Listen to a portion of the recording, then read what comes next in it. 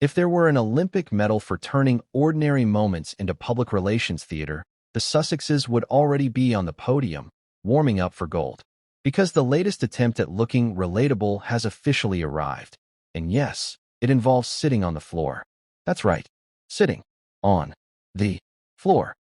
Somehow, a glossy human interest anecdote from 2017 has resurfaced, reminding us that Meghan Markle and Prince Harry once sat on the floor of a veterinary office while their dog was undergoing surgery. According to a former UK vet who recently spoke about the moment, the couple sat cross-legged, ate cake, and radiated compassion. And that's the story. Or at least, it should have been. But timing is everything. This little blast from the past didn't just randomly wander back into the news cycle. It appeared right on cue, just days after Lady Louise Windsor was photographed sitting on the floor of a crowded train, quietly doing her university work, sipping tea, and minding her own business.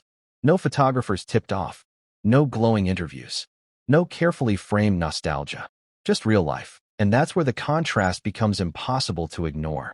Lady Louise, who is 17th in line to the throne, didn't demand first-class seating. She didn't clear out a carriage. She didn't call a reporter. She sat on the train floor for nearly 2 hours and carried on like a normal student. The public response? Genuine warmth and admiration. Because authenticity lands differently when it isn't announced with a press release. Meanwhile, the Sussex story asks us to applaud a moment where a dog was flown from Canada to the UK for surgery, while its owners posed smiling in a vet's office. And somehow, the emotional headline isn't the international logistics or the privilege involved.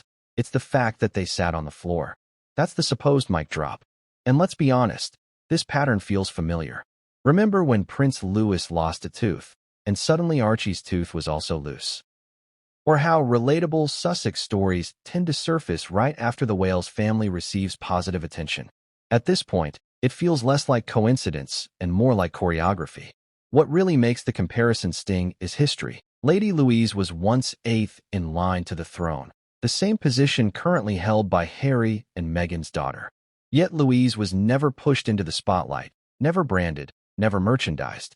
She wasn't styled as HRH in daily life and was given the freedom to decide how much royal identity she wanted as an adult. She chose normalcy, privacy, substance. Now contrast that with the Sussex approach. Maximum titles, maximum security demands, maximum exposure, while simultaneously insisting they want distance from royal life.